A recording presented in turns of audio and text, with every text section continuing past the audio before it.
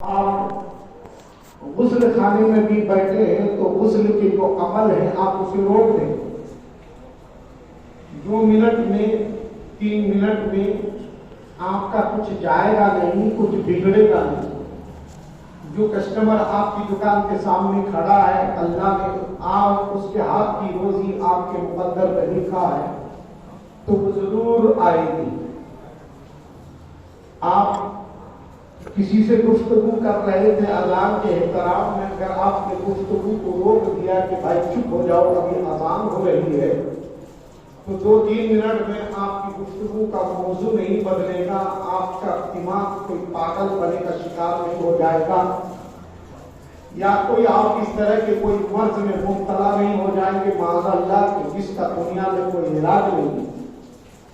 بلکہ اللہ کے رسول صلی اللہ تعالی علیہ وسلم ارشاد فرماتے ہیں کہ جب مسلمانوں کی بستی میں اذان گونجتی ہے اور مسلمان ان تمام کاموں کو روک دیتے ہیں جو کام وہ کر رہے تھے, اور اس کے بعد پھر اذان کو دھیان سے سنتا ہے اور پھر وہ اذان کو جواب دیتا ہے, یعنی کہ اللہ اکبر کی جگہ اللہ اکبر بولتا ہے, اشہد ان لا الہ الا اللہ کی جگہ اشہد ان لا الہ الا اللہ بولتا ہے, اشہد ان محمد رسول اللہ صلی اللہ علیہ وسلم کی جگہ اشہد ان محمد رسول اللہ بولتا ہے, اور ساتھ ہی ساتھ صلی اللہ علیہ وسلم نبی پر درود پڑھتا ہے.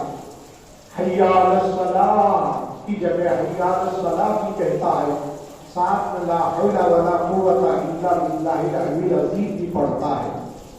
حی علی الفلاح کی جگہ پہ حی علی الفلاح بھی بولتا ہے, ساتھ میں لا حول ولا قوت الا باللہ العلی العظیم پڑھتا ہے. اس کے بعد پھر اللہ اکبر کی جگہ اللہ اکبر بولتا ہے. لا الہ الا اللہ کی جگہ پہ پھر لا الہ الا اللہ بولتا ہے. اس طرح تھوڑی دیر 2-3 منٹ خاموشی کے ساتھ اذان سنتا ہے, چاہے وہ عورت ہو یا مرد ہو, جوان ہو یا بوڑھا ہو, مریض ہو یا اچھا ہو, آقا ہو یا غلام ہو, مالک ہو یا نوکر ہو, کالا ہو یا گورا ہو, دکاندار ہو یا تاجر ہو, مسجد میں بیٹھا ہو یا دکان کے کاروبار میں بیٹھا ہو, وہ جہاں جس حال میں بھی ہو, جس کیفیت میں بھی ہو, وہ سارے کے سارے معاملات کو ترک کر کے اذان سنتا ہے اور جواب دیتا ہے. آپ کہو گے مولانا سارے معاملات ترک کریں گے, اذان سنیں گے اور جواب دیں گے تو اس سے ہمیں ملے گا کیا؟ تو جس رسول کا ہم کلمہ پڑھتے ہیں, جس رسول کی ذات پر ہم یقین رکھتے ہیں, جس رسول سے محبت کرنے کا ہم دعویٰ اور دم بھرتے ہیں, وہ پیارے رسول صلی اللہ علیہ وسلم ارشاد فرماتے ہیں کہ جب کوئی مسلمان خاموشی سے اذان سنتا ہے اور پھر اس کا جواب دیتا ہے, اور اذان ختم ہونے پر اللہم رب ھذہ الدعوۃ التامہ والصلاۃ القائمہ آتے سیدنا محمد الوسیلۃ والفضیلہ والدرجة الرفيعة وابعثه مقاما محمودا للذي وعدته وارزقنا شفاعته يوم القيامة. یعنی اذان کے بعد درود پڑھتا ہے تو اللہ تبارک و تعالیٰ بیٹھے بٹھائے اس بندے مومن کے نام پہ 1,00,000 نیکی عطا فرماتا ہے. آپ اندازہ لگا سکتے ہیں کہ 1,00,000 نیکی کس کو بولتے ہیں. آپ نے سنا ہوگا کہ اگر کوئی سبحان اللہ کہتا ہے تو اللہ اسے 30 نیکی عطا فرماتا ہے. کوئی اور کوئی دوسری تسبیح پڑھتا ہے تو اس کے حرف کے تعداد کے برابر اللہ تبارک و تعالیٰ اس مومن بندے کو نیکی عطا فرماتا ہے. نیکی کے ذرائع اللہ نے اپنے بندوں کو بہت طریقے کے عطا فرمائے ہیں.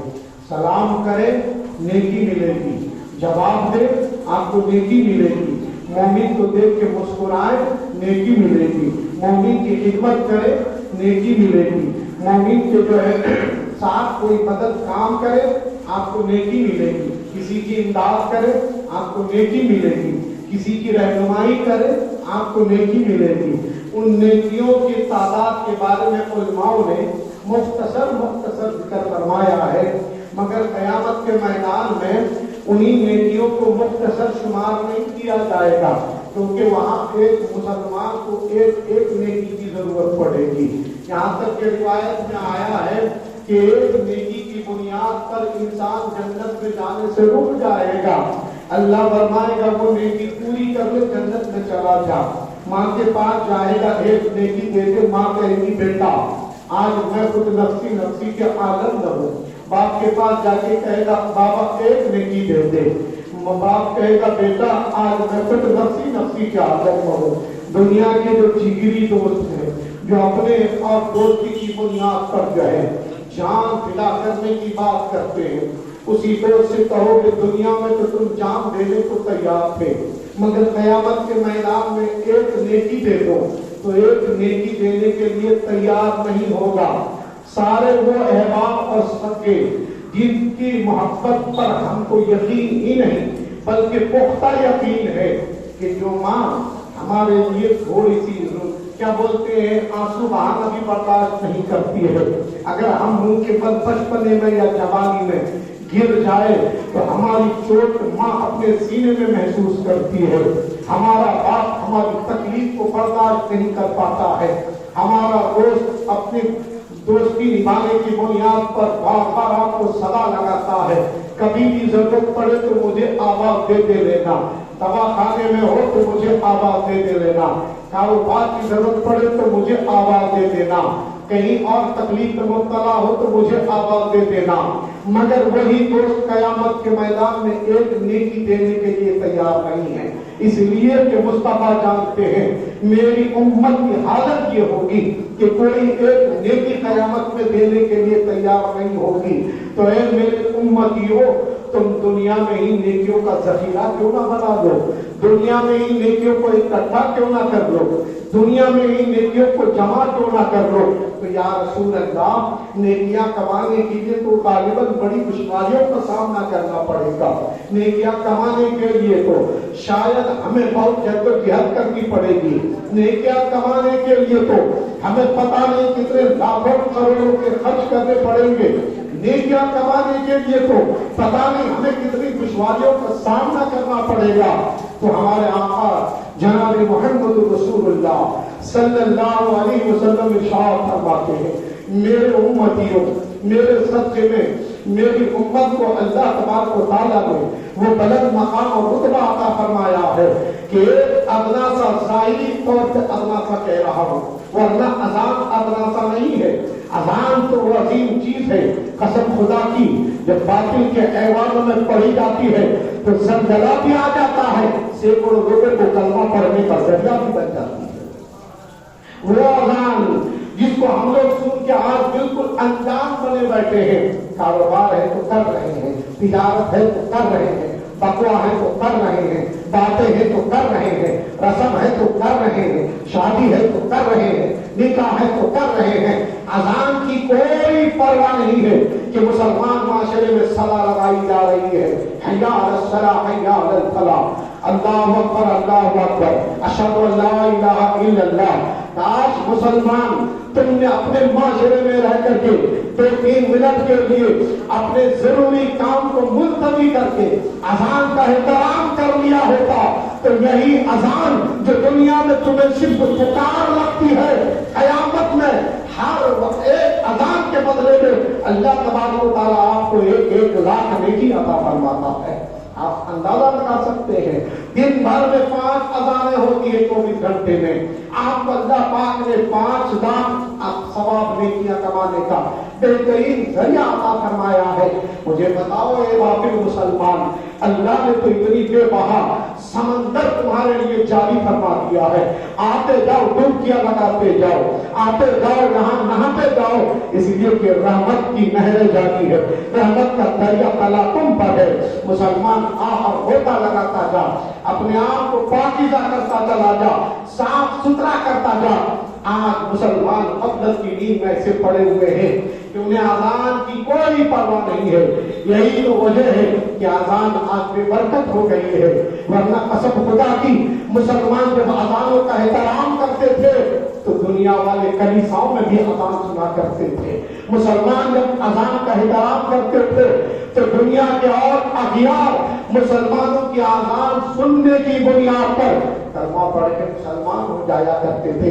آپ تاریخ اٹھاؤ جو ہے دیگر ممالکوں کی اسلامی روایات کا جائزہ لو تو آپ کو پتا چلے گا کہ کتنے دیار ایسے ہیں کہ جن دیاروں میں صرف غیروں نے اذانیں سنی ہے اور کہا ہے کہ جب خدا کے نام کو اتنے پیار سے پکارا جاتا ہے تو جب اتنا اچھا لگتا ہے تو جن کے نام کو پکارنے کا انداز اتنا پیارا ہے وہ خود پروردگار کتنا پیارا ہوگا. تو اے مسلمانوں اذان کا احترام کرنا سیکھو. اذان کوئی دنیاوی کام کے لیے نہیں لگائی جاتی ہے. ہاں اللہ تبارک و تعالیٰ نے ہمیں یہ جو ہے اپنے نبی صلی اللہ علیہ وسلم کے صدقے میں یہ بھی ہمیں مقام مرتبہ عطا فرمایا ہے کہ اذان اتنی برکت والی چیز ہے کہ علماء بیان کرتے ہیں کہ جب بھی تمہارے پاس کوئی ایسا مرحلہ پیش آ جائے تم فوراً اذان پڑھو, اللہ اسی وقت تمہارے مسئلے کو حل فرما دے گا. مثال کے طور پہ علماء نے لکھا ہے کہ آپ کے گھر میں ایک شخص اچانک بیمار پڑ گیا, وہ بہتی باتیں کر رہا ہے. علماء بیان کرتے ہیں کہ آپ اس کے فوراً سیدھے کان میں اذان پڑھو, اللہ اس کو سیدھا راستہ عطا فرما دے گا. اگر آپ کے معاشرے میں کوئی اچانک جنون کا شکار ہو جاتا ہے, علماء فرماتے ہیں آپ فوراً اس کے کان میں اذان پڑھو, فوراً اس کا جنون دور ہو جائے گا. آپ کے ماحول اور بستی میں, آپ کے علاقے دیار میں کہیں سے اچانک آندھی طوفان یا کہیں سے آسمانی بلا نازل ہو رہی ہے, آپ فوراً اذان پڑھو, اللہ اذان کی برکت سے تمام آندھی طوفان بلاؤں کو دور فرما دے گا. آپ راہ چلتے ہوئے جنگل میں اپنا راستہ بھول گئے ہیں, آپ اذان پڑھو, اللہ اذان کی برکت سے آپ کا سیدھا راستہ آپ کو عطا فرما دے گا. اگر کہیں کسی منزل پہ آپ کو ڈر اور خوف محسوس ہو رہا ہے کہ کہیں کوئی دوسرے کے طرف سے ہم پر حملہ نہ ہو جائے, کوئی جانور کا شکاری نہ بن جاؤ, کوئی جانور حملہ نہ کر دے, کوئی دشمن اسلام حملہ نہ کر دے, آپ اذان پڑھو. اذان اللہ اذان کے صدقے آپ کے سینے سے خوف نکال کر آپ کے دل کو مضبوط کر دے گا. آپ کے میتیں گاؤں میں گھر میں محلے میں ہوتی ہے, انہیں قبر میں اتارتے ہیں تو پھر آپ کو آس لگی ہوتی ہے ہمارا بھائی قبر میں چلا گیا ہے, قبر کے سوالات ہوں گے, جواب دے پائے گا یا نہیں پائے گا. اس عقیدے کے ساتھ قبر کے سامنے اذان پڑھو, اذان کی برکت سے آپ کے بھائی کے زبان میں اللہ جواب جاری فرما دے گا. ہم نے اذان کو سمجھا کیا ہے, مگر ہمارا حال تو یہ ہے کہ ہم نے اذان کو اتنی ظاہری اعتبار سے بے برکت بنا دیا ہے کہ ہمیں کوئی فکر نہیں ہے کہ ہمارے معاشرے میں اذان ہو رہی ہے. مسلمانوں اذان کا احترام کرو. اذان اللہ کے نام کی پکار ہے, اللہ کی شہادت ہے. محمد رسول اللہ صلی اللہ علیہ وسلم کے نبی اور بندہ ہونے کی شہادت دی جاتی ہے. غافل انسانوں کو اللہ کی طرف بلایا جاتا ہے, یا الصلاۃ حی علی الفلاح حی علی الفلاح, آؤ نماز کی طرف, آؤ کامیابی کی طرف. اس کو اذان کہتے ہیں. آپ اذان کی اہمیت کا آپ اس بات سے اندازہ لگا سکتے ہیں کہ اسلام میں اذان کا کتنا بڑا مقام و مرتبہ ہے جس کو ہم نے ایک سب نظر انداز کر دیا ہے.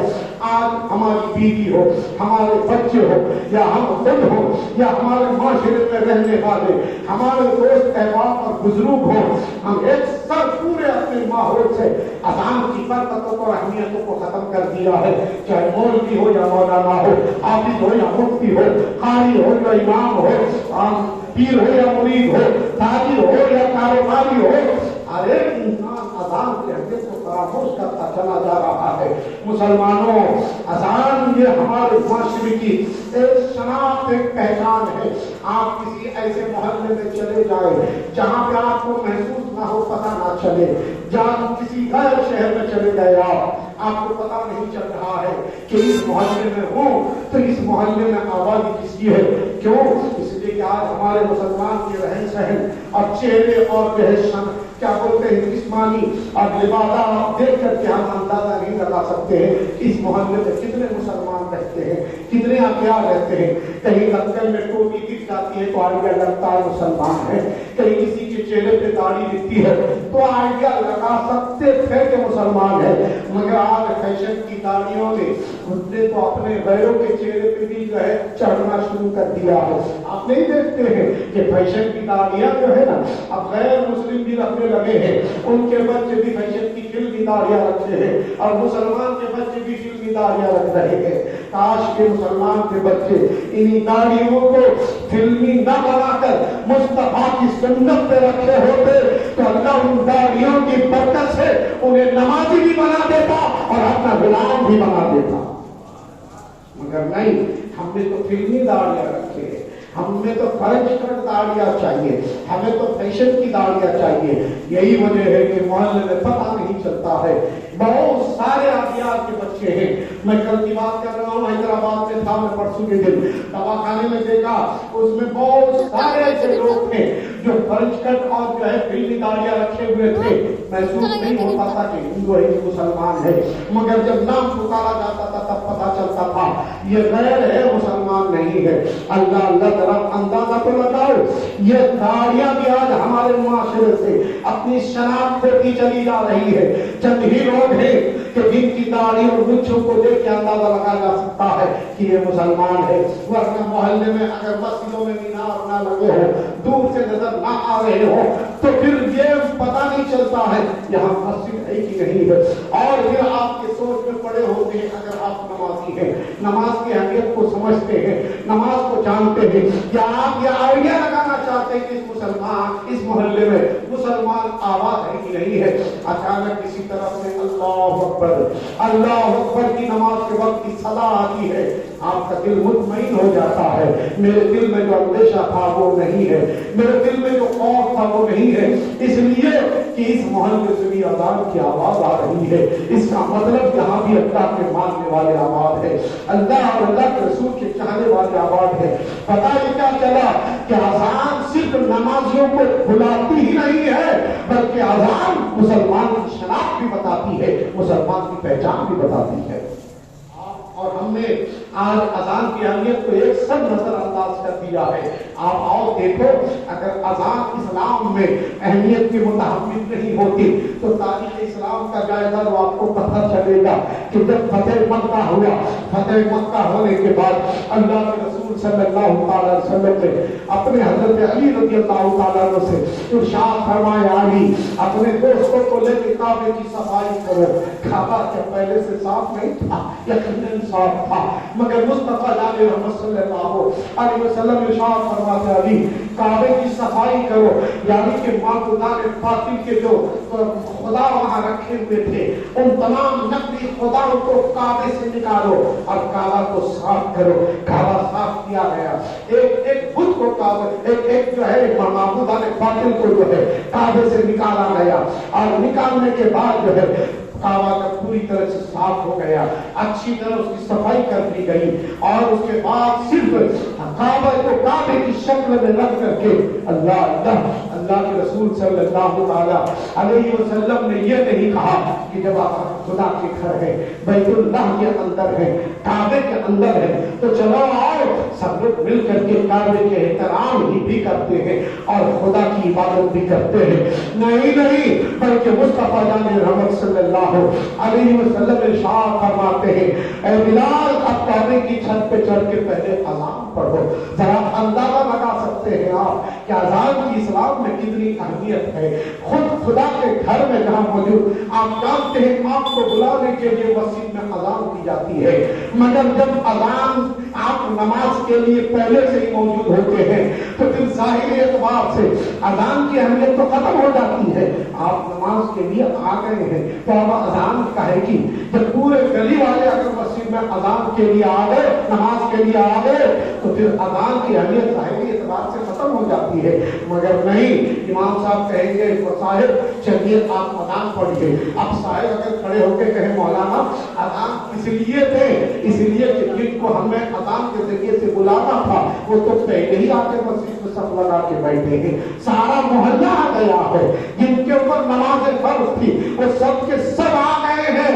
अब किसको पुकारा जाए अजान में आओ हैया अल सलाह हैया अल फलाह। तो मैं कहूंगा साहिब बात दरअसल सिर्फ नमाजियों को बुलाने का मामला अजान नहीं है, बल्कि अजान तो दुनिया के इंसानों को ये बताने के लिए भी दी जाती है कि दुनिया के इंसानों सुनो सुनो, जहां जहां मुसलमान आबाद रहते हैं अगर मस्जिद में आ भी जाए तब भी खुदा का नाम बुलंदी से पुकारा जाता है, खुदा का नाम बुलंदी से याद किया जाता है, रसूलुल्लाह की शहादत दी जाती है ताकि दुनिया वाले को बता दिया जाए कि जहां जहां मुसलमान आबाद रहते हैं वही खुदा का नाम पुकारा जाता है, वही रसूलुल्लाह की सलाह लगाई जाती है।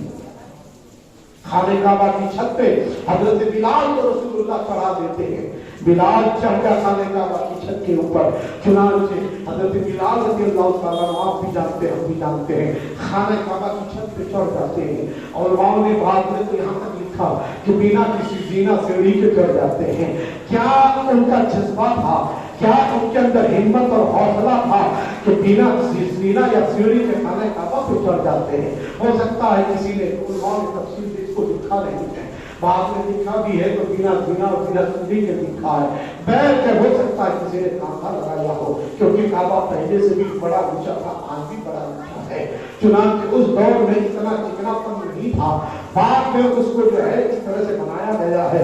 मेरे कहने का मतलब यह है कि हज़रत बिलाल खाने काबा की छत के ऊपर चढ़ गए हैं, और खाने काबा की छत के ऊपर जब चढ़े तो अल्लाह के रसूल सल्लल्लाहु अलैहि वसल्लम की तरफ हज़रत बिलाल अर्ज़ करते हैं, या रसूल अल्लाह आप जानते हैं कि अज़ान का मामला जो है वो हमारे से जुड़ा हुआ है, मुसलमान तबके से जुड़ा हुआ है। या रसूल अल्लाह आप पर सबसे पहले मस्जिद नबवी में मदीना शरीफ के अंदर आपने अज़ान की सदा लगाने के लिए मुझे मुकर्रर फरमाया था। या रसूल अल्लाह आप जहाँ जहाँ गए या आपके सिवा हम जहाँ जहाँ गए, या रसूल अल्लाह हम हर जगह अज़ान देते रहे। आका अज़ान देने का माहौल हमारे पास है, मौजूद है, हम देते हैं, मगर या रसूल अल्लाह हर अज़ान को हम काबे की तरफ मुंह करके पुकारते हैं, इसलिए कि आपने यही हुक्म दिया था मदीने में है तो काबे की तरफ मुंह करके अज़ान पढ़ो, दीगर अतराफ में है तो काबे की तरफ मुंह करके अज़ान पढ़ो, मैदान जिहाद में है तो काबे की तरफ मुंह करके अज़ान पढ़ो, बद्र में है तो काबे की तरफ मुंह करके बिलाल अज़ान पढ़ो, उहद में है तो काबे की तरफ मुंह करके बिलाल अज़ान पढ़ो। मगर या रसूल अल्लाह जब हर जगह हमने काबे की तरफ ही मुंह करके अज़ान पढ़ा है, मगर आज काबे की छत के ऊपर चढ़े हैं, या रसूल अल्लाह अब मुंह किधर किया जाए? तो उस वक्त उलमा ने लिखा है कि अल्लाह के रसूल ने इरशाद फरमाया, बिलाल अब मुंह मेरे तरफ करो और अज़ान पढ़ता चला जाए, मुंह मेरे तरफ करो। मतलब क्या है कि सारी दुनिया की जिस खित्ते में भी अज़ान होगी काबे की तरफ मुंह करके अज़ान पढ़ी जाएगी, मगर जब काबे की छत पे अज़ान पढ़ी जाएगी तो मुस्तफा जाने रहमत की तरफ मुंह करके अज़ान पढ़ी जाएगी। क्यों? आखिर वजह क्या है? इमाम अहले सुन्नत आला हज़रत कादिर बरेलवी रज़ियल्लाहु ताला अन्हु इरशाद फरमाते हैं कि वजह यह है कि दुनिया की हर अज़ान काबे की तरफ मुंह करके पढ़ी जाएगी, मगर काबे में पढ़ी जाने वाली अज़ान मुस्तफा की तरफ मुंह करके पढ़ी जाएगी, इसीलिए कि सारी दुनिया का काबा तो काबा है, मगर काबा का काबा मेरे मुस्तफा है, काबे का काबा मेरे मुस्तफा है। इसीलिए इमाम अहले सुन्नत आला हज़रत इरशाद फरमाते हैं, हाजियो आओ शहंशाह का रोज़ा देखो, काबा को देख चुके काबे का काबा देखो। मुसलमानों बताना ये चाहता हूँ कि इस्लाम में अज़ान की वो अहमियत है। मुस्तफा जाने रहमत सल्लल्लाहु ताला अलैहि वसल्लम इरशाद फरमाते हैं, جب تک تمہارے دل میں اذان کا احترام باقی ہے اللہ تبارک و تعالیٰ تمہارے وقار کو قائم رکھے گا. جب تک تمہارے دل میں اذان کی عظمت باقی ہے اللہ دنیا کے اندر تمہاری عزت کو باقی رکھے گا. جب تک تمہارے دل میں اذان کا احترام ہے دنیا والے تمہارے احترام کرتے ہوئے نظر آئیں گے. مگر آج آئے غفلت کا آپ اندازہ لگا سکتے ہیں. ہم پورا محلہ مسلمانوں کا ہے. ایک دو گھر ہمارے غیر مسلم بھائی کے ہوں گے, مجھے اس پر کوئی اعتراض نہیں ہے. یہ ہندوستان کی جو ہے ایک شناخت اور پہچان ہے کہ اس ہندوستان کے سرزمین پر ہر ایک محلے میں ہم ہندو مسلمان سکھ عیسائی مل جل کر کے رہتے ہیں. مگر قسم خدا کی میں نے اپنے آبیاروں کی زبان سے بھی سنا ہے. میں لاہور میں تھا, اکثر مسجد کے چاروں طرف غیر مسلموں کا گھر ہے. میں نے کئی مرتبہ اپنے نبی کے خواتین سے پوچھا تھا ہماری اذان سے کسی طرح کی کوئی شکوہ, تو کہتی ہے نہیں مولانا, باقی اذانیں تو آپ کی ہوتی رہتی ہیں, ہمیں کوئی تکلیف نہیں ہے. اور فجر کی اذان سے تکلیف نہیں بلکہ ہمیں تو فائدہ ہے کہ آپ کی اذان ہوتی ہے اور آپ لوگ کے اپنے گھروں میں صفائی شروع کر دیتے ہیں. پتہ چل جاتا ہے کہ اب صبح کا وقت ہو گیا ہے, اس لیے کہ ہماری گھڑیاں ٹائم کو بتاتی ہے مگر صبح کب ہو رہی ہے یہ تو مسجدوں کی اذانیں بتاتی ہے کہ اب صبح کا وقت نمودار ہو رہا ہے. اس کا مطلب یہ ہے مسلمانوں اذان کا احترام تم سیکھ جاؤ, ساری دنیا تمہارا احترام سیکھ جائے. اور پھر سنیے اذان کے بعد مسئلہ آتا ہے نماز کا. آج نماز کے حوالے سے بھی ہمارا وہی حال ہے. اللہ اللہ نہ ہمیں اذان کی فکر ہے نہ نماز کی فکر ہے. مسلمانوں یہ ہماری غفلت بھری زندگی ہمیں خطاب ہماری زندگی خطاب برباد کر دے گی. آج سب سے زیادہ مسلمان معاشرے میں اللہ رسول کی عبادات سے سب سے زیادہ دوری نظر آتی ہے. آپ دیکھیں اللہ نے 5 وقت مسلمانوں پر نماز فرض کرا دی ہے. 5 وقت, ایک وقت کی نہیں 5 وقت کی نماز فرض کرا دیا ہے. مگر پورا سال ہم 5 وقت نماز نہیں پڑھتے. پورے سال کتنے مسلمان تو ہے جو رمضان میں بھی وہ 5 وقت کی نماز نہیں پڑھ سکتا. مجھے بتاؤ اللہ نے تو روزانہ 5 وقت مانگا تھا مگر تم نے پورے سال میں پوری زندگی میں کئی لوگوں کی گزر گئی ہے کہ ایک وقت کی نماز بھی پتہ نہیں چلتا. علماء نے لکھا ہے حضرت ابراہیم بن آدم رحمۃ اللہ تعالیٰ نے ایک مرتبہ ساڑھے نماز سے رونے لگے. جب رونے لگے پاس پڑوس کے لوگ حیرت میں پڑ گئے. ابراہیم بن آدم رو رہے ہیں, اللہ اللہ. ابراہیم بن آدم کے گھر کی طرف لوگ دوڑ پڑے, شاید گھر میں کسی کا انتقال ہو گیا ہے, کسی کی منزل ہو گئی ہے. مگر جب گئے لوگ دیکھا ابراہیم بن آدم جو ہے تنہا اپنے گھر میں ہے اور رو رہے ہیں, آہذاری کر رہے ہیں, چلا چلا کے رو رہے ہیں, اپنا سینہ پکڑ پکڑ کے رو رہے ہیں. اللہ اکبر. لوگوں نے کہا ابراہیم بن آدم کیا معاملہ ہے, آپ کی رو ہونے کی وجہ کیا ہے کہ آپ کے گھر میں کسی کی موت ہو گئی ہے, کسی کے جو ہے وہ ایکسیڈنٹ ہو گیا ہے یا کوئی مصیبت میں مبتلا ہو گیا ہے.